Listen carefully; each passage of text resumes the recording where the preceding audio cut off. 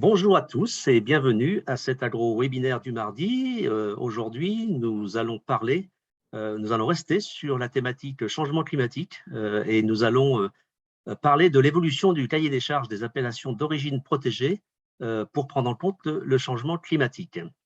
Et comme la semaine dernière, je vais laisser la parole à Hélène qui sera l'animatrice de cette séance. Et pendant que vous rentrez dans la salle, je vous rappelle que on a toujours deux boutons que l'on vous conseille d'utiliser, mais de manière différente, hein. Vous avez le bouton discussion ou converser qui est dans la bannière. Alors, si vous ne l'avez pas apparente, il faut aller cliquer dans les trois petits points plus et vous retrouverez la discussion où vous pourrez nous mettre des messages d'information, me dire si vous avez un éventuel souci technique, mais vous pouvez aussi lever la main pour cela. Et puis, moi, je vous donnerai quelques informations au fil des interventions. Et l'autre bouton rubrique que l'on vous conseille là vraiment d'utiliser comme vous le sentez, c'est la rubrique questions et réponses, Q&R, où vous pouvez poser toutes vos questions. Et c'est bien de pouvoir les poser au fil de l'eau et au fil des interventions, de manière à ce que Hélène puisse progressivement les regarder, les organiser et préparer la séance de questions-réponses qui aura lieu à la fin des interventions. Voilà, pour démarrer, je laisse la parole à Hélène pour présenter ce webinaire et les intervenants. Bon webinaire à tous. Merci beaucoup Philippe. Bonjour à tous. Donc, les appellations AOP, AOC et IGP garantissent aux consommateurs des produits typiques d'un terroir donné issus de pratiques cadrées par des cahiers des charges. Or, le changement climatique place les agriculteurs, mais aussi les organismes de gestion, face à des tensions, puisqu'il leur faut maintenir l'identité du produit, alors même que les conditions climatiques, qui font partie intégrante des caractéristiques du territoire, évoluent. De même, certaines pratiques inscrites dans les cahiers des charges peuvent ne plus être adaptées aux aléas climatiques de plus en plus fréquents.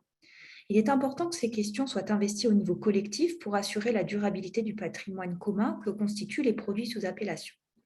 C'est de ces problématiques que nous vous proposons de discuter aujourd'hui au travers des témoignages de nos intervenants du jour. Alors, une fois n'est pas coutume, comme vous pourrez le constater, puisque nous aurons 4 intervenants et non 3, et ce, afin de pouvoir aborder les sujets sur 2 filières majeures que sont la filière viticole et la filière laitière. Je vais donc donner la parole tout d'abord à Jacques Gauthier, qui est chargé des questions environnement et changement climatique à l'INAO. Donc Jacques assurera également la présentation de Madame Blo, qui était inscrite sur le programme pour la filière viticole, qui malheureusement ne peut pas être avec nous aujourd'hui. Nous entendrons ensuite Christophe Berthelot, qui est coordinateur au CERAC, et Alexandra Jacot, qui est animatrice de l'ODG Langres et Poisse, qui sont tous les deux font partie de l'équipe d'animation du réseau Fromage de Terroir et qui nous parleront donc plutôt du point de vue de la filière laitière.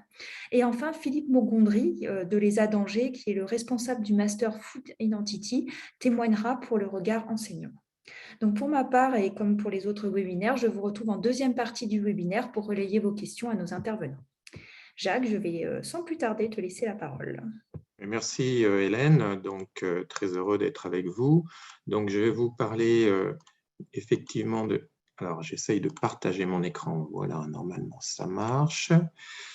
Donc comment les cahiers des charges des AOP prennent en compte le changement climatique, hein. Bon, déjà Hélène a rappelé un petit peu ce que c'est. Jacques, tu peux juste passer en plein écran par contre, peut-être en PowerPoint.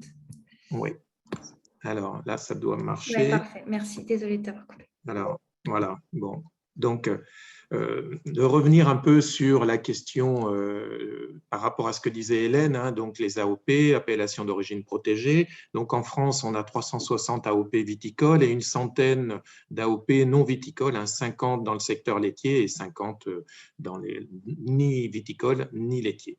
Voilà, donc une reconnaissance d'appellation est accordée lorsqu'on a un produit original, hein, qui présente des caractéristiques spécifiques liées à leur origine, hein, donc avec le milieu naturel et les techniques mises en œuvre par les opérateurs. Donc le cahier des charges d'une AOP comprend l'ensemble de ces conditions de production permettant aux produits les respectant d'acquérir ces caractéristiques spécifiques. Et puis, donc les AOP reposent sur une organisation collective, hein, un fonctionnement basé par une double gouvernance. Donc les ODG, vous avez déjà entendu parler de ce terme, hein, les ODG, c'est les organismes de défense et de gestion. Donc il en existe un pour une appellation, Et puis, dans la cogestion interviennent les pouvoirs publics par l'intermédiaire de l'INAO et des ministères de l'agriculture et de la consommation. Voilà, les conditions de production de toutes les AOP, comme de tous les signes de qualité et d'origine, sont proposées par les ODG à l'INAO. Et puis ensuite, une fois qu'elles sont validées par l'INAO, le cahier des charges va être publié par le gouvernement au journal officiel.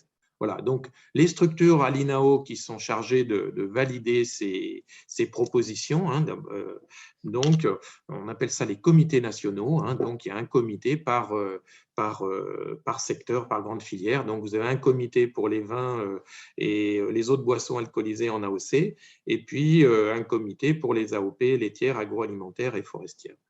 Voilà, un petit mot, puisqu'on parle souvent des vins de terroir, donc qui sont les vins d'appellation.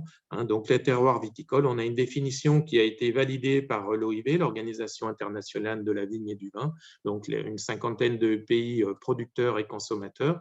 Donc, le terroir viticole est un concept qui se réfère à un espace sur lequel se développe un savoir collectif, des interactions entre le milieu physique et biologique identifiable et les pratiques viticoles appliquées, donc qui confèrent des caractéristiques distinctives aux produits originaires de cet espace.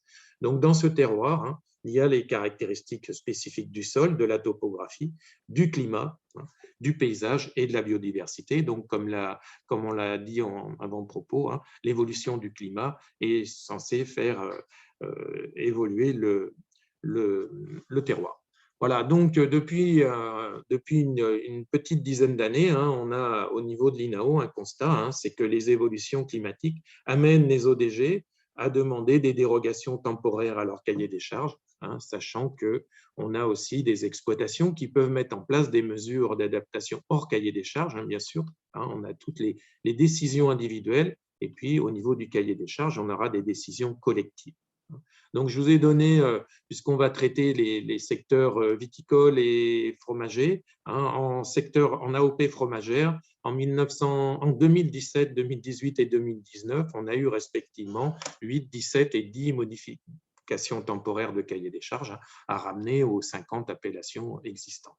Voilà, les principales raisons avancées par les ODG, donc c'est l'absence de fourrage suffisamment, qui nécessite donc des achats hors de l'aire et de l'exploitation, l'impossibilité de pâturer dans certaines périodes, notamment après des fortes sécheresses et l'indisponibilité de certains fourrages, et puis la priorisation de l'alimentation des vaches laitières par rapport aux autres animaux. Donc, il y a un certain nombre de dispositions qui sont inscrites dans les cahiers des charges là-dessus. Voilà. Donc, deux filières aujourd'hui. Moi, je vais vous parler des AOC viticoles. Donc, je vous ai dit qu'il y avait 360 appellations en France, qui représentent 70% de la production à peu près, bon an, mal an. Et donc, tout est parti déjà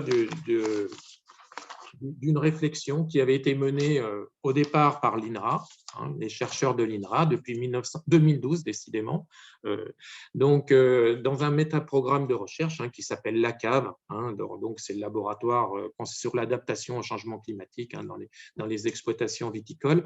Bon, et puis donc étudier les impacts à long terme et les stratégies d'adaptation de la filière au changement climatique. Donc on a eu, vous l'avez sur la carte, 23 laboratoires qui ont été associés à ce métaprogramme, et puis aussi France Agrimer et l'INAO. Voilà, donc le travail a été mené avec un intérêt important sur la pluridisciplinarité des groupes de travail. Vous les avez à l'écran.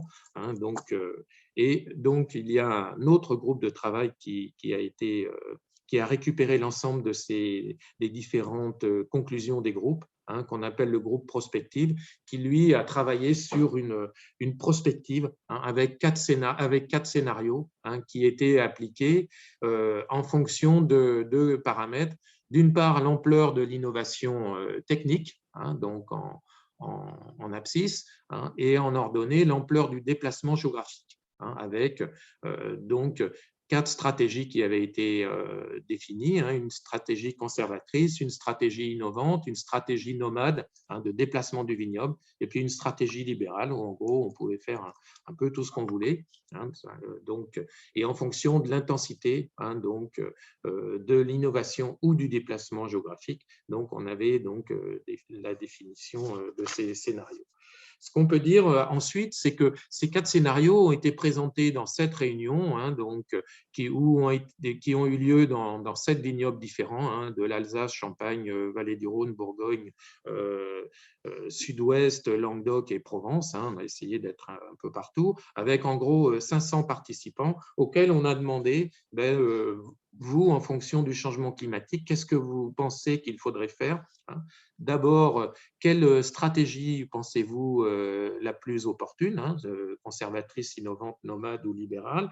Et ensuite, quels seraient les leviers d'action pour que vous pensez qu'on pourrait mettre en place? Donc, on a eu d'abord les réponses de ces 500 personnes sur les stratégies à définir, et puis on a récupéré 2700 leviers d'action, 2700 propositions qu'on a analysées. Bon, elles ne sont pas toutes différentes, bien évidemment, mais on a essayé de récupérer et de faire parler les gens au maximum, donc des gens du vignoble, des gens de la base, et donc de mettre en place une stratégie participative. Voilà. Ensuite, avec tous ces résultats, dans le même temps, FranceAgriMer et l'INAO ont mis en place un groupe de travail avec les chercheurs de l'INRA et du CNRS qui étaient dans le groupe LACAV, et puis les professionnels des différentes structures nationales qui existaient pour essayer d'envisager des perspectives d'évolution et des adaptations. Voilà. Fin 2018, au niveau des instances professionnelles de l'INAO et de FranceAgriMer, donc les comités nationaux et le conseil spécialisé de FranceAgriMer en viticulture. Donc, on a eu la validation du principe d'une stratégie nationale de la filière vitivinicole face au changement climatique, et les professionnels ont opté pour une stratégie d'innovation, aller vers une innovation technique pour essayer de conserver les vignobles dans leur implantation géographique actuelle. Voilà. Dans le même temps, on a travaillé sur l'établissement d'une stratégie de la filière, et on est arrivé à 7 grands domaines d'action que vous avez à l'écran. Donc, l'approfondissement de la connaissance des zones viticoles, agir sur les conditions de production, travailler sur des matériels végétaux plus adaptés, agir sur les pratiques no, s'adapter aux évolutions du marché, favoriser la recherche et le développement et aussi le transfert auprès des viticulteurs, et puis aussi une stratégie d'atténuation du changement climatique. Voilà. Et puis, il a été rappelé aussi l'importance de la formation, on verra ça avec Philippe Montgondry tout à l'heure, que les étudiants actuels qui vont mener la filière dans peu de temps puissent travailler sur cette adaptation. Alors, dans le peu de temps qui m'est accordé, j'ai choisi quelques actions, donc une concernant le matériel végétal, entre effectivement faciliter l'utilisation de matériel végétal plus adapté. Donc, au niveau de l'INAO, en tout cas, on avait déjà mis en place une procédure pour essayer d'observer des variétés qui laissent supposer qu'elles apporteraient une réponse aux évolutions climatiques. Donc, la difficulté, ça a été de l'intégrer dans le cahier des charges. Donc, on a des règles, donc pas plus de 5% de l'exploitation, une demande par l'ODG, encore une fois, on est dans une stratégie collective d'adaptation, ce n'est pas des mesures individuelles. Donc, et puis, on a un certain nombre de règles pour mettre en place la procédure dite des variétés d'intérêt à fin d'adaptation. Elle nous intéresse, on veut s'adapter au changement climatique, et dans le jargon que vous reverrez peut-être, on appelle ça les VIFA. Et cette procédure a été retenue par un certain nombre d'appellations que vous avez à l'écran, qui font le tour de la France, entre le Languedoc, le Minervois, Bordeaux, Médoc, Saint-Mond dans le Gers, les côtes du Jura et Arbois et Savoie et la Champagne, et puis j'en oublie. Mais donc, le but, c'était quand même d'essayer de pouvoir planter des variétés qui laissent supposer qu'elles apporteraient quelque chose, tout en respectant au maximum les caractéristiques des appellations, puisque c'est quand même ce qui est important, c'est les spécificités des produits aussi. Voilà. Une autre évolution, malheureusement, c'est un peu de l'actualité. Donc, c'était travailler sur l'évolution des marchés et surtout garantir les productions. Bon, on sait qu'on aura des grosses variabilités annuelles, donc au niveau climatique. Et surtout, une des questions, c'est aussi garantir la fourniture des flux commerciaux.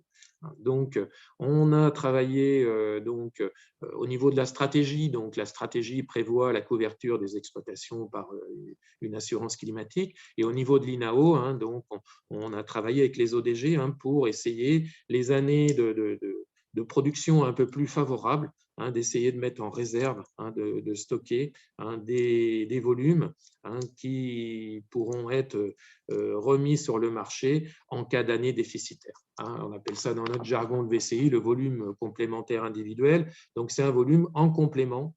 Donc, on va pouvoir stocker et ressortir sur le marché lorsqu'on en aura besoin. Voilà, on a d'autres possibilités donc, concernant ces aléas climatiques, soutenir financièrement l'installation de dispositifs anti-gel, anti-grêle, tout en respectant l'origine des produits. Donc, on a un certain nombre de travaux là-dessus donc qui interviennent.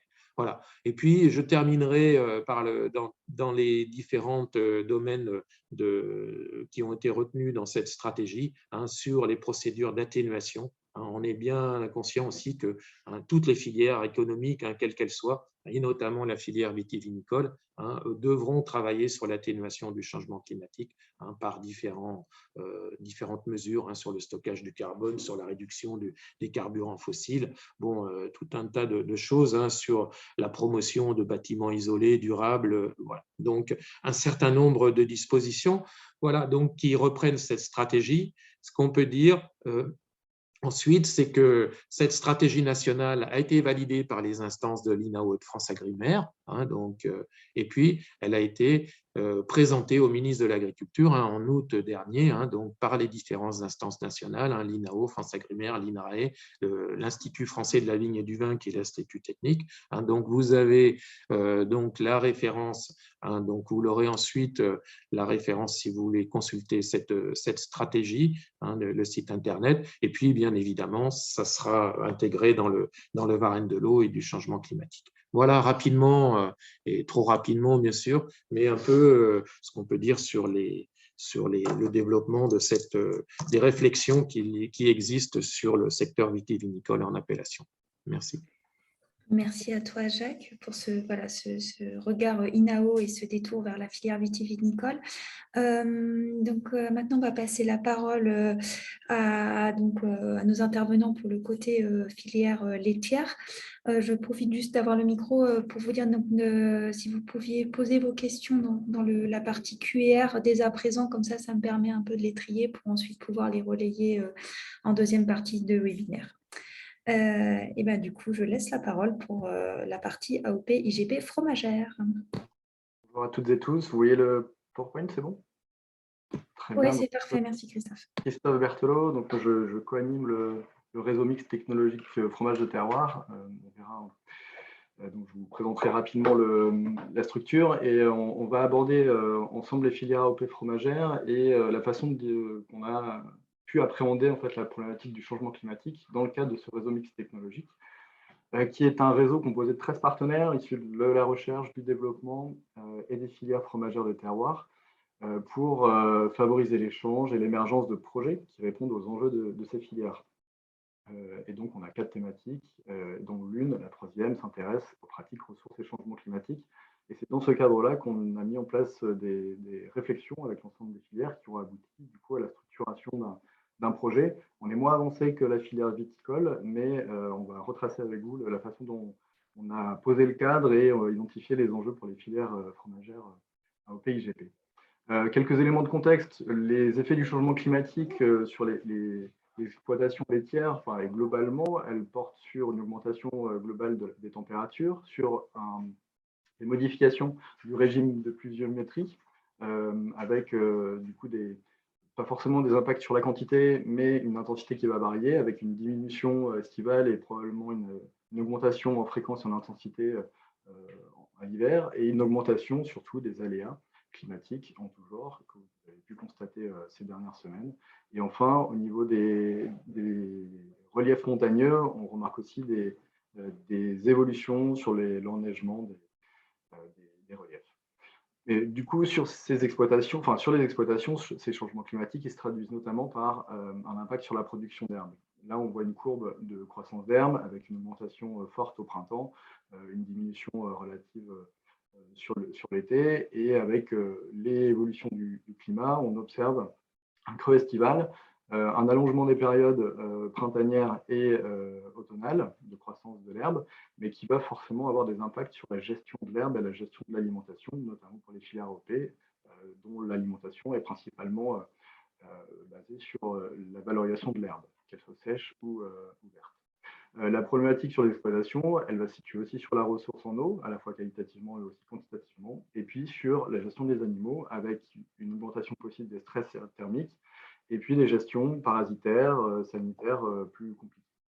Ce qui concrètement se traduit par une remise en cause finalement du fonctionnement du système de production, avec des interrogations sur la pérennité de l'activité, sur la production laitière, et de cause à effet va poser des questions sur la pérennité des outils de transformation et plus globalement finalement sur la durabilité, pérennité des filières sous IG. Ça, à la rigueur, ce n'est pas des éléments ultra spécifiques des filières, enfin de la filière AOP-IGP, elle se pose sur l'ensemble de la filière lait nationale. Néanmoins, on a des spécificités qui cadrent le problème de façon un peu différente. Le changement climatique, quand on réfléchit dans une filière AOP, il impose du coup de réfléchir par rapport à la zone AOP, qui, du coup, dans le cadre du cahier des charges, est liée à une autonomie de zone. Et donc, on l'a vu avec l'évolution de la production fourragère, se pose la question de l'évolution de la production fourragère et de la capacité à conserver l'autonomie de zone. Et se pose la question, ce que je disais, de l'évolution de la production laitière. Ensuite, sur les leviers à imaginer, comme l'a dit Jacques, ces leviers ils sont encadrés par le cahier des charges notamment, qui précise les modes d'alimentation, que ce soit du pâturage, une durée de pâturage obligatoire, et puis aussi une liste positive d'aliments qui décide et précise les aliments qui sont autorisés de ceux qui ne le sont pas. Donc l'innovation et les leviers ne sont pas forcément disponibles comme ça, et il y a une réflexion à avoir sur la pertinence, pour étudier la pertinence de ces leviers. Et cette réflexion, elle ne peut pas se faire à l'échelle individuelle, puisqu'en fait, l'AOP est, comme le disait Jacques, un objet collectif, ce qui nécessite du coup de définir un cadre d'adaptation commun entre l'ensemble des membres de la filière sous indication géographique. Et je veux dire que l'ODG qu'évoquait Jacques a aussi finalement une certaine responsabilité dans son rôle d'accompagnement des opérateurs dans ce cadre, à les accompagner pour respecter le cadre défini par l'AOP, tout en favorisant leur durabilité, l'adaptation au contexte qui change. Et enfin, il y a une quatrième spécificité qui est l'interaction forte de ces filières avec le territoire et les consommateurs, qui pose un certain nombre de questions spécifiques et supplémentaires quand on parle d'adaptation, sur les questions d'acceptation des évolutions par les consommateurs en termes de pratiques, en termes d'impact paysager, et qui, notamment sur l'enjeu par exemple de la ressource en eau, va poser aussi des questions sur l'équilibre, de nouveaux équilibres territoriaux à trouver en termes de partage des ressources. Voilà le cadre quand même spécifique des AOP dans lequel les filières fromagères s'insèrent, et ce qui nous a amené finalement à poser les enjeux, 4 enjeux par rapport à ces différentes analyses.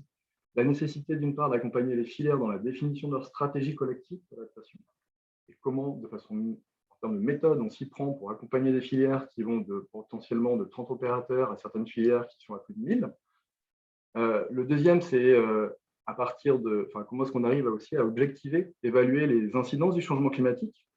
Donc ça, c'est la difficulté aussi de passer du ressenti à des éléments tangibles et objectifs, pour notamment se projeter vers l'avenir, pour anticiper les évolutions à venir.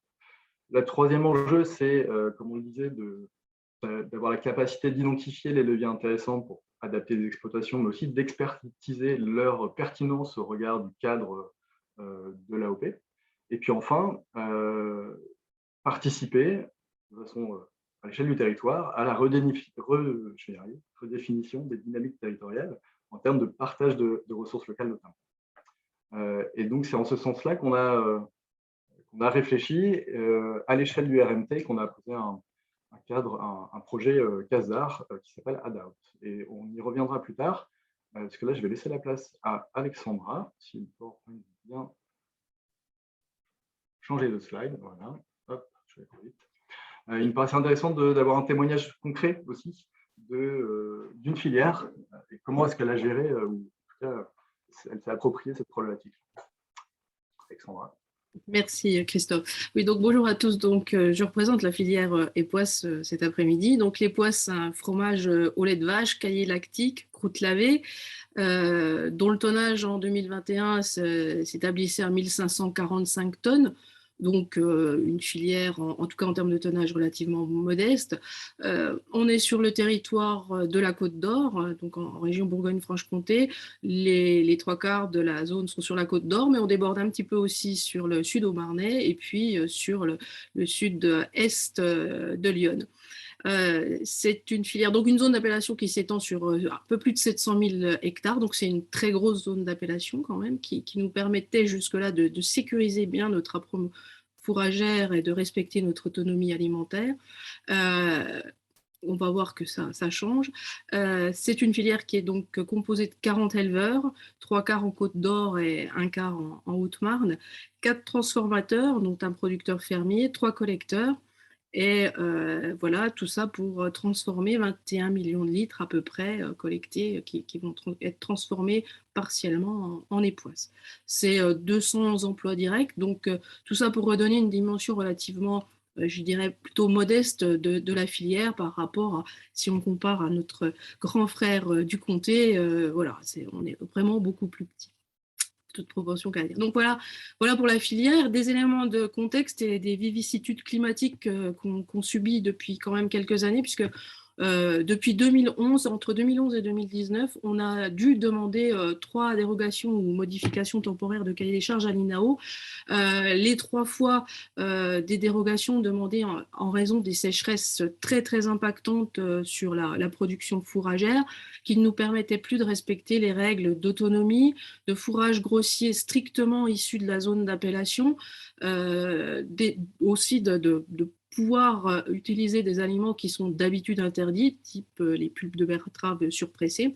Donc voilà, donc 3 fois en l'espace de très peu de temps, on a dû déroger à notre cahier des charges.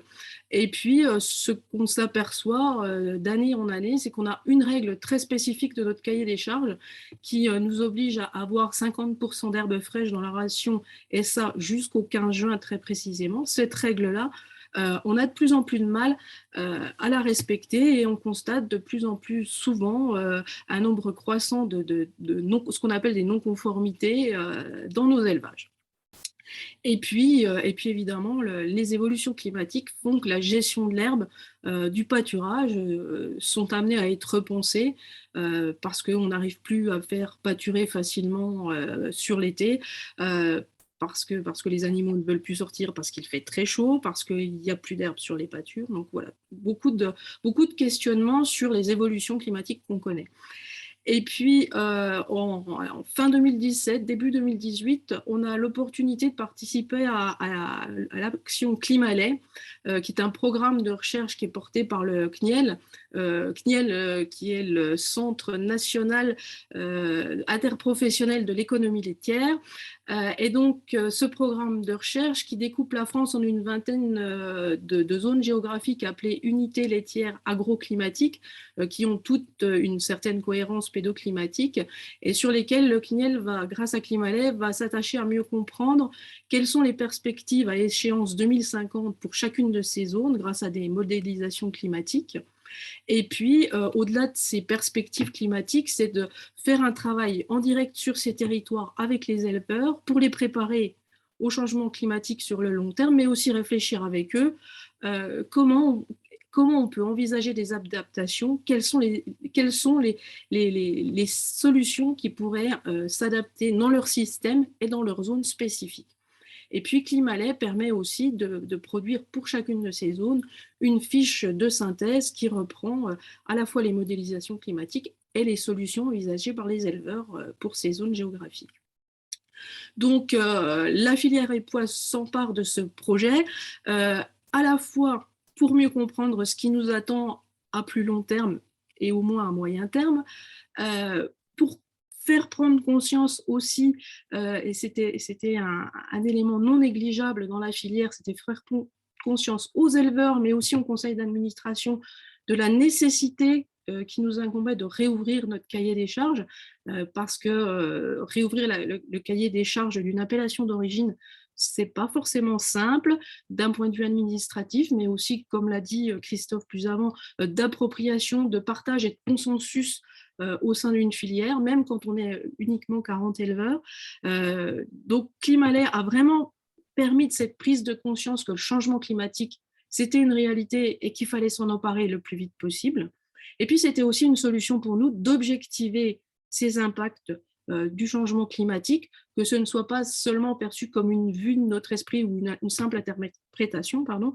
On s'appuyait vraiment sur des données scientifiques, des réflexions, voilà, ouais. Et ça nous permettait d'avoir des arguments pour justifier des nouvelles orientations qu'on allait donner à notre cahier des charges. Et puis, d'un point de vue plus technique aussi, Climalait, ça nous a permis de modéliser les évolutions fourragères qui nous attendent à moyen terme, à l'horizon 2030-2040, avec un enseignement qui nous dit que la pousse de l'herbe, elle va peut-être être globalement pas mal, mais enfin quand je dis pas mal, pardon, qu'elle va rester peut-être globalement en termes de quantité la même, mais par contre le calendrier de la pousse de l'herbe va être radicalement modifié, avec des pousses beaucoup plus précoces ou plus tardives, et puis des creux en été qui vont être dramatique probablement. Ça nous enseigne aussi que le maïs, la culture du maïs, qui chez nous est assez, jusque-là était assez importante, eh bien, elle risque de subir des perturbations assez fortes, mais par jeu d'aléas, c'est-à-dire qu'on a des années où ça va peut-être très bien aller, puis des années où ça ne va pas du tout aller. Donc, il va falloir peut-être réfléchir les systèmes et ne plus faire du maïs la sécurisation fourragère. Enfin, voilà. Et puis la dernière chose à beaucoup plus long terme, c'est que le Climalait nous laisse présager un climat à l'horizon 2080 qui soit plus proche de celui de Marseille que celui qu'on connaît aujourd'hui.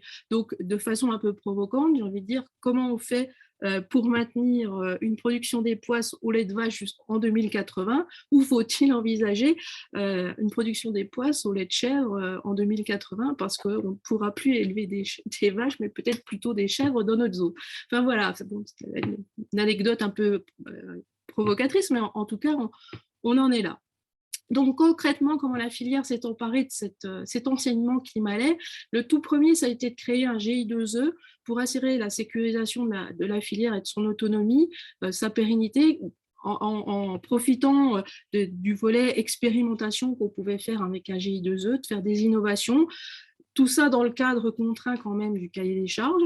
Et puis surtout, donc ça, le GI2E a été reconnu en 2019. Et puis surtout, mi-2020, la filière a enfin pris la décision officielle de réouvrir son cahier des charges, avec donc une réflexion qui est bien sûr toujours en cours, avec un certain nombre, je dirais une bonne dizaine jusque-là de réunions avec les éleveurs pour trouver un consensus autour de, alors je vous ai mis quelques exemples qui sont loin d'être figés aujourd'hui, mais on s'orienterait par exemple vers une définition d'une durée de pâturage et non plus de se fixer une échéance calendaire comme on en a une au 15 juin qui ne nous convient plus du tout. C'est de réfléchir à une part d'herbe dans la ration toute l'année et pas seulement sur la courte période du printemps jusqu'au 15 juin. C'est de repenser également la place des prairies naturelles et de se réapproprier la culture des prairies naturelles par rapport à la culture du maïs. C'est d'avoir une liste d'aliments autorisés repensés pour essayer de ne pas s'enfermer dans de trop s'enfermer dans une liste positive et de se permettre la possibilité de profiter d'innovations alimentaires.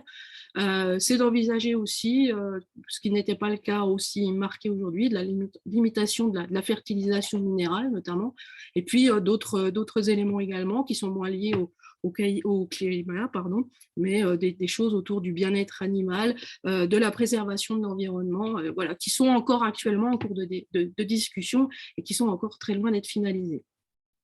Voilà pour ce qu'on peut dire du changement climatique et de son impact sur un cahier des charges d'appellation de façon très concrète. Et du coup, pardon, la parole. Non. Et on va, parce je crois qu'on est un peu à la bourre, alors du coup, on va finir. Mais voilà, partons du principe, en fait, du constat que différentes filières mettent en place des initiatives comme celle qu'on vient de voir. En 2019, au niveau du RMT, on a choisi du coup d'aborder cette problématique de façon collective en proposant un projet ADAOPT, piloté par le CNAOL, le Conseil national des AOP laitières, et comme chef de projet Lidl, puisque Delphine Neumeister est chef de projet et pilote ce projet de façon opérationnelle.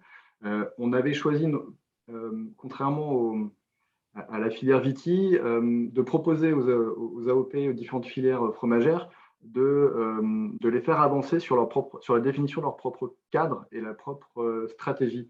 Donc, en mettant en place ce projet, l'objectif, c'est vraiment de fournir aux filières et à leurs partenaires des clés méthodologiques et des connaissances pour choisir les leviers à mobiliser et co-construire leur stratégie d'adaptation au changement climatique. Donc ça, c'est un projet CASDAR qui a débuté cette année et qui mobilise 5 terrains d'études.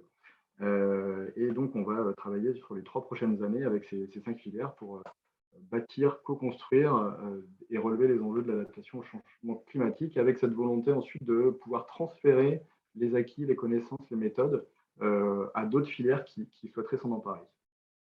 Voilà rapidement comment est-ce qu'on s'approprie Hop, c'est bon. On s'approprie la thématique au niveau des filières sous SIFO fromagères. Eh ben, merci beaucoup à vous deux pour avoir à la fois dressé le cadre et puis pour le témoignage très concret d'Alexandra. Donc, je profite juste avant de passer la parole au dernier intervenant pour dire que donc, Delphine Neumeister est avec nous. Donc, c'est la chef de projet du projet ADOPT qui vient de vous être évoqué. Donc, on a décidé de ne pas forcément trop détailler dans la présentation parce que ce projet, comme ça vient d'être dit, vient de débuter. Donc, il n'y a pas encore des résultats. Mais néanmoins, si vous avez des questions sur le projet, donc voilà, n'hésitez pas à les poser dans la partie QR, puisque Delphine, que je remercie, est avec nous pour y répondre si besoin. Et donc, avant de prendre vos questions, on va laisser la parole au dernier intervenant, qui est Philippe Moncondry, et qui va nous parler de l'enseignement, puisque comme ça a été évoqué par Jacques, c'est dès maintenant qu'il faut préparer nos futures personnes qui vont travailler autour de ces sujets à cette thématique. Philippe, c'est à toi. Merci Hélène. Alors, je serai assez bref. Donc, comment on intègre ces questions-là dans l'enseignement? Alors, en tant qu'école d'agriculture, la question du changement climatique, c'est évidemment une question qui est largement débattue et intégrée dans nos formations. Et par contre, moi, je vais bien me focaliser uniquement sur l'enseignement du changement climatique dans les IG. Et donc, en cela, je suis depuis 14 ans le responsable d'un master qui s'appelle Food Identity. Donc, il est en anglais, je vais vous expliquer pourquoi.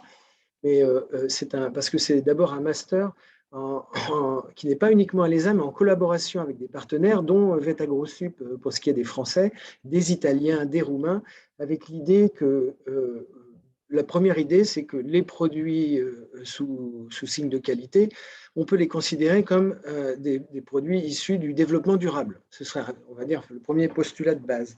Et c'est vrai qu'il y a 14 ans, la question du changement climatique et de son impact dans les cahiers des charges n'était pas encore présent. Par contre, ça fait quand même quelques années, et je dirais le message de 2015 du ministre de l'Agriculture de l'époque, à l'INAO, M. Le Foll, a vraiment initié ce mouvement de considérer le changement climatique comme étant important.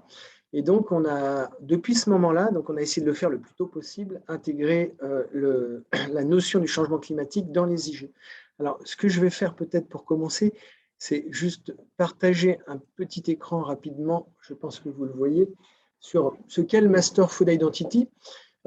Comme je l'expliquais, c'est un master qui se veut européen. C'est pour ça qu'on lui a donné un nom en anglais, avec l'idée que les produits de terroir, ou on appellera plutôt les produits d'origine à l'international, sont une solution au changement climatique, tout comme peuvent l'être les systèmes alimentaires locaux.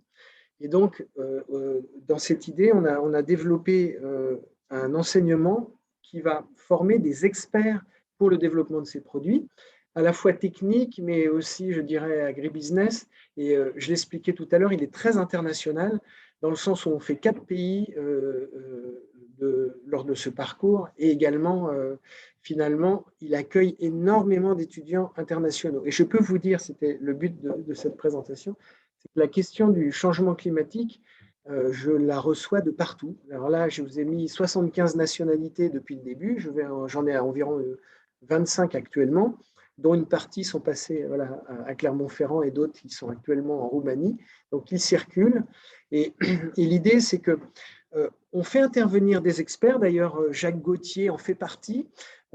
Ça nous arrive aussi de travailler, alors c'est plus mes collègues de Clermont avec le RMT fromage de terroir, mais l'idée, c'est au-delà des cours même sur le changement climatique, c'est de faire intervenir des experts de la question, puisque c'est une question qui va devenir absolument cruciale dans l'avenir, de pouvoir intégrer le changement climatique. Et on a vu l'exemple de l'époisse, là, juste avant, et puis l'exemple du vin. Donc moi, j'en ai plutôt 2 autres à vous proposer, exemples très concrets auxquels on participe actuellement. Un premier exemple, c'est que chaque année, on intervient dans un forum de professionnels qui s'appelle Origine, Diversité et Territoire, où est accueillis des professionnels de France, d'Europe, mais également d'autres pays, beaucoup d'Amérique latine ou d'Afrique, qui expliquent comment eux, ils mettent en place leur filière dans le cadre du changement climatique et adapté à leur territoire. Et donc, c'est l'occasion pour nos étudiants de se former à la fois sur ce qui se passe en Europe, mais également se former dans le cadre du changement climatique dans d'autres pays. Donc, c'est un forum d'échange et ça, c'est un élément fort, je dirais, sur le changement climatique auquel on participe. Et un autre élément qui est, par exemple, je vous ai pris l'exemple cette fois-ci dans la viande. Il y a une jeune fédération qui a un peu moins d'1 an, je crois, la Fédération des éleveurs de viande en appellation d'origine, qui s'est posé la question, suite à la loi Egalim, qui impose quelque part d'intégrer les critères environnementaux, de se dire qu'est-ce qu'on fait déjà? Et là, ils sont venus nous voir et ils nous ont dit, est-ce que vous pouvez regarder tous nos cahiers des charges, prendre un référentiel? Donc, on a pris l'outil SAFA, mais ça aurait pu être un autre de la FAO, et de dire, eh bien voilà, vous avez tel critère qui sont déjà environnementaux, sur lesquels vous pouvez communiquer et éventuellement vous appuyer pour réouvrir votre cahier des charges, comme est en train de le faire peut-être les poisses ou d'autres filières actuellement. Donc, c'est au travers de l'expertise de certains professionnels, au travers de la mise en pratique avec des exemples de bonnes pratiques comme le forum, ou directement en se confrontant à des demandes réelles de professionnels, qu'aujourd'hui on forme dans le Master Food Identity les nouveaux spécialistes des IG pour la question du changement climatique. Alors, je vous ai parlé de cela et je terminerai sur un autre programme, parce qu'on le fait sur Food Identity, s'occupe de tous les produits alimentaires de terroir, excepté le vin, parce qu'on en a un autre programme qui est le Master Vintage, qui lui va plutôt s'occuper spécifiquement des vins de terroir, et ça fait le lien avec la présentation de Jacques au départ, où là c'est les pratiques culturelles, également soit viticoles ou de vinification, qui sont mises en avant lors de ce master. Voilà, donc je n'irai pas plus loin pour laisser un peu de temps aux questions, mais c'est bien au travers d'exemples concrets avec les professionnels et de mise en situation d'échange de bonnes pratiques que va s'intégrer le changement climatique dans la gestion des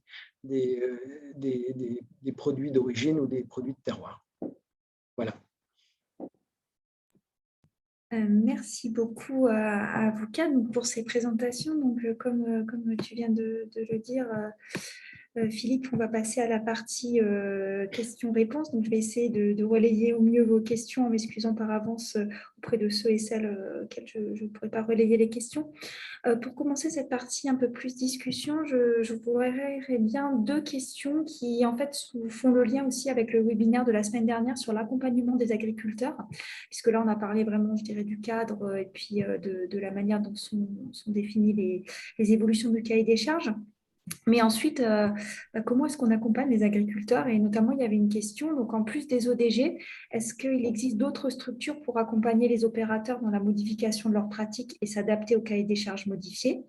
Et il y avait une personne qui signale notamment, alors c'était en réaction par rapport à l'exposé sur les filières laitières, que parfois ces modifications de pratiques ne sont pas forcément des choix que prendraient spontanément, alors là en l'occurrence les éleveurs, et la personne faisait référence par exemple au fait de réduire le chargement et qui finalement peuvent être des changements qui sont qui sont pas forcément voulus mais plutôt subis. Donc voilà, comment est-ce que derrière, je dirais, on fait un peu le service après-vente, j'ai envie de dire, et puis qu'on accompagne les agriculteurs dans cette transition. Donc peut-être, comme c'était posé à l'élevage, commencer peut-être par Christophe, et puis ensuite, je ne sais pas si Philippe, Jacques ou d'autres vont réagir. Philippe, je souhaiterais réagir après, j'ai l'impression. Il est levé là. Non, pour réagir à ces questions, oui, il existe des structures qui accompagnent et qui conseillent les éleveurs, de façon individuelle ou de façon collective. Tout l'enjeu va résider en ce que le conseil soit en adéquation avec les directives collectives prônées par les filières. C'est parfois là qu'il y a un gap, parce qu'il y a une connaissance partielle peut-être des cahiers des charges, partielle des enjeux, et des propositions d'innovation ou d'adaptation sont parfois pas forcément très cohérentes avec les orientations des AOP-IGP. Et c'est tout l'enjeu en fait justement de du projet ADAPT, par exemple, qui est de structurer une stratégie d'adaptation à l'échelle des filières AOP-IGP, mais en embarquant aussi les partenaires du Conseil, pour que justement il y ait un lien entre des orientations politiques et des préconisations techniques, et des leviers à tester et des leviers qui seraient adaptés et agréés par les AOP-IGP. Et donc dans les leviers, on retrouve effectivement le levier du chargement, qui est comment est-ce que finalement j'assure une adéquation entre les besoins des animaux et les ressources disponibles. Donc effectivement, la réduction du chargement dans un contexte où il y a une diminution des ressources, elle paraît assez sensée, naturellement. Après, la difficulté, c'est qu'on est aussi dans un contexte socio-économique où les opérateurs, que ce soit les producteurs, mais aussi les fromagers qui récupèrent le lait, sont pas forcément ont dimensionné des outils, notamment de transformation, pour un certain volume de lait. Et c'est ça qu'il faut aussi anticiper à l'échelle des filières, c'est que potentiellement, si on envisage une diminution du chargement, on envisage une diminution potentiellement de la production de lait, qui nécessite une transformation des systèmes de production, mais qui va aussi nécessiter une réorientation des stratégies de transformation du lait, de commercialisation. Enfin, donc j'allais dire qu'on n'a pas la solution. Je pense que d'une part, c'est un ensemble de leviers à considérer, et ces réflexions, elles doivent être menées dans le cadre collectif des ODG, parce que c'est justement de cette façon-là qu'on arrivera à définir, enfin que les filières arriveront à définir un cadre qui leur convient collectivement à chacune d'entre elles. Sachant que par rapport à ADAPT, ce serait que ce que je disais, et contrairement aux filières viticoles qui avaient une orientation assez, il me semble, en tout cas tel que Jacques l'a présenté, il y a une directive choisie, c'est le scénario de l'innovation. Là, le choix fait par ADAPT, c'est de se dire on est sur une diversité de contextes, d'histoires. Chaque filière choisira l'orientation qu'elle souhaite. Donc, c'est comme ça qu'on l'a abordé. Je ne sais pas si vous voulez compléter, Delphine ou Alexandra. Pas grand-chose à dire de plus. Je laisse la parole à Philippe. Oui, moi je voulais peut-être répondre sur la question, est-ce qu'il existe d'autres structures pour donner une réponse? Alors là, on a évidemment, une des réponses principales qui sont les projets de recherche qui sont adaptés à une réponse la plus précise possible. Mais moi, je travaille beaucoup avec les régions Et c'est vrai que si vous avez besoin d'un premier niveau d'information, dans les régions, il existe des instituts, je pense aux IRCA, GRQA, l'ANA ou d'autres structures de ce type, voire des multi-ODG qui peuvent vous donner un premier niveau d'information déjà sur qu'est-ce qui serait possible de faire. Et dans un deuxième niveau, si vous avez déjà des idées ou des choses que vous aimeriez tester, il existe souvent les écoles d'agriculture comme nous. On est très friands de prendre des projets et de faire un premier test, c'est-à-dire d'étudier si on peut éventuellement trouver des éléments de réponse à vos questions. Et puis, si vous êtes encore plus avancé, et que là, vous êtes prêt à aller défendre votre dossier auprès de l'INAO, il y a toujours des consultants spécialisés qui sont aussi présents pour vous aider à vous accompagner dans la demande de modification. Donc, en fonction du niveau où vous en êtes dans la réponse, vous pouvez avoir différents types d'acteurs qui peuvent vous aider à différentes étapes de votre réflexion. Voilà, c'était ça que je voulais ajouter. Jacques, je ne sais pas si sur cette question-là, tu as des choses à ajouter. Il y a déjà beaucoup de choses qui ont été dites. Bon, juste rappeler que notamment le réseau des chambres d'agriculture travaille beaucoup sur les questions de changement climatique. Donc, c'est une première chose. Après, toutes les formes de conseil sont intéressantes. Après, bon, et on est toujours aussi dans le fait que chaque appellation est différente. Elle a des situations différentes, des terroirs différents et puis des objectifs de production qui peuvent évoluer. Donc, c'est bien au collectif des opérateurs de s'approprier la problématique et de travailler. Après, est-ce que ça va être plus avec un institut technique comme l'Institut de la vigne et du vin ou l'Institut de l'élevage ou avec le réseau des chambres d'agriculture ou je ne sais quelle autre structure de conseil. Il y a aussi un certain nombre de structures privées qui travaillent sur l'évolution climatique. Ça sera à chacun de se positionner. Peut-être qu'il y aura des conseils multiples. Bon, après, c'est voilà ce qu'on peut dire. Mais en tout cas, au niveau de l'INAO, on a de plus en plus de demandes. En 2015, quand on parlait de changement climatique, on était un peu… Bon, c'était pour plus tard. Bon, là, maintenant, c'est clair que tout le monde s'est approprié la question. Merci. Du coup, je vous propose de passer à un autre thème qui a été abordé dans les questions. C'est vrai que dans ce webinaire, on s'est centré sur, je dirais, l'adaptation et la manière dont les cahiers des charges peuvent contraindre ou aider l'adaptation. Mais on n'a pas forcément beaucoup parlé de l'atténuation. Donc, Jacques, tu l'avais un petit peu évoqué, et de la manière dont cet enjeu-là est pris ou en compte ou pas dans les cahiers des charges. Alors, la question, en fait, je l'ai un peu élargie puisque la question était vraiment parmi les actions visant à atténuer le dérèglement climatique. Alors, c'est notamment en viticulture, mais je pense qu'on peut élargir la question à toutes les appellations. C'était l'action de réduction de l'export des vins et des spiritueux sur toute la planète peut permettre de réduire les émissions de CO2.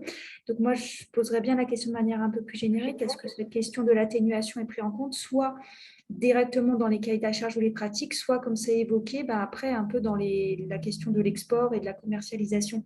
Donc, du coup, comme c'était en Viti, je vais peut-être laisser Jacques en premier, puis ensuite, si Philippe, Delphine, Christophe veulent réagir. Cette question, bien sûr qu'elle est aussi d'actualité. Les ODG se la posent. Bon, après, sur le stockage du carbone, effectivement, toutes les mesures d'enherbement du vignoble, elles vont dans ce sens-là. La plantation de haies, bon, il y a tout un tas de choses qui peuvent intervenir. Donc, on a quand même beaucoup d'appellations qui ont mis en place des mesures rendant obligatoire donc l'enherbement des vignes, et voire même il y en a un certain nombre qui ont interdit tout usage d'herbicides donc dans les parcelles de vignes. Après, sur la question de la réduction de poids des bouteilles, bien sûr que, mais là je dirais que il ne faut pas tout mettre dans le cahier des charges. Est-ce que le poids des bouteilles doit être intégré dans le cahier des charges? Bon, en tout cas, le cahier des charges n'est peut-être pas l'endroit approprié. Il y a d'autres structures, comme les règles interprofessionnelles ou des choses comme ça. Et puis, concernant le lieu de conditionnement, bien sûr que c'est une question. Hein. Il vaut mieux transporter du vin en vrac que des bouteilles, hein, c'est clair, jusqu'au lieu de consommation. Après, attention aux questions de traçabilité. Hein. Mettre en bouteille en Chine ou dans d'autres pays, ben après, il faut faire le contrôle. Hein. Ce n'est pas si simple que ça. Il y a le maintien de la valeur ajoutée liée au conditionnement qui est dans la zone géographique. Hein. Donc, il y a le changement climatique est une thématique fondamentale, mais il n'y a pas que celle-là. Hein. Donc, un SICO et une appellation d'origine, c'est aussi un outil de valorisation du territoire. Donc, voilà. Donc, la question est posée. Hein. En tout cas, il y a déjà des vins où la mise en bouteille se passe nécessairement dans la zone, hein, comme tous les effervescents. Et puis, concernant le lieu de conditionnement, ben en tout cas, nous, on a des outils de conditionnement.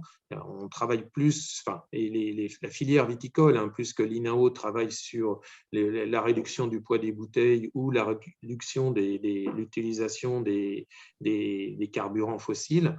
Hein, mais bon, tout délocaliser, attention aux fausses bonnes idées, quoi. Voilà.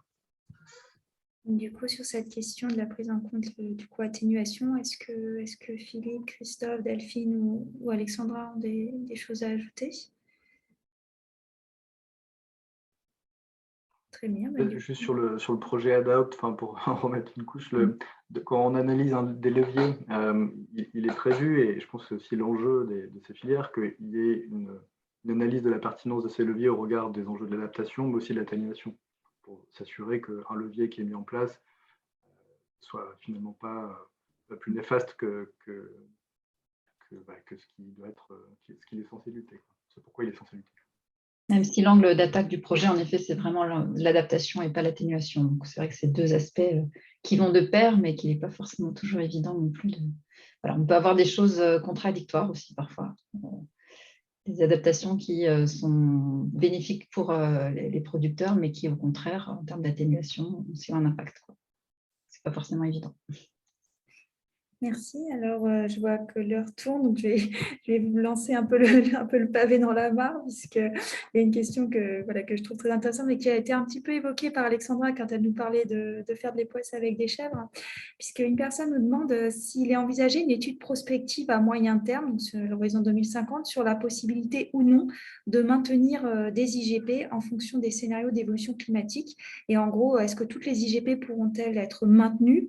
Et quel sens auront-elles dans un climat différent? Donc là, c'est vrai qu'on était un peu resté en disant, bon, on va essayer de s'adapter, de faire changer le cahier des charges, mais est-ce qu'à un moment donné, se pose cette question vraiment de maintien et de quel sens avec des climats complètement différents? Donc, est-ce que des poisses avec des chèvres, ça a encore du sens? Alors, je ne sais pas lequel de vous nous répondre à cette vaste question. Ce qu'on peut dire, c'est que les IGP, et plus particulièrement les AOP, hein, donc c'est des produits qui ont des caractéristiques spécifiques. Hein. Donc, est-ce que le climat en 2050 permettra de maintenir ces caractéristiques? Poser la question, ce n'est pas forcément y répondre, mais en tout cas, c'est intéressant d'envisager. On ne sait même pas quelles seront les conséquences. Est-ce qu'on va avoir une augmentation de 1,5 degré, 2 ou de 5 ou 3 ? J'espère que ça sera un 5, hein, mais et qu'on pourra être encore dans l'adaptation. Et voilà, après, voilà, c'est une question compliquée parce qu'il y a peut-être des ODG qui pourront mieux s'adapter et réagir, et puis d'autres qui seront plus en difficulté. Mais les poisses avec du lait de chèvre, c'est intéressant en tout cas de se poser la question. Merci Alexandra. Du coup, côté laitier ou côté Philippe, enseignement, est-ce que tu as pu voir éventuellement peut-être dans d'autres pays aussi? Comment c'est fait? Sur une prospective à aussi long terme, pas encore, mais ça ferait un beau sujet d'étude. J'allais dire, j'en suis persuadée. Est-ce que la question même du maintien de certaines CIG s'est déjà posée ou... C'est tellement spécifique, comme l'a dit Jacques. Généraliser, c'est quasiment impossible. Chaque terroir est différent, et donc il y aura des réponses différentes à chaque fois. Et extrapoler, il pourrait y avoir des exemples sur voir un type d'IG ou alors une IG particulière, mais de là à avoir une réponse globale, je n'y crois pas trop. Mais ça pourrait faire quelques études sympathiques pour l'avenir.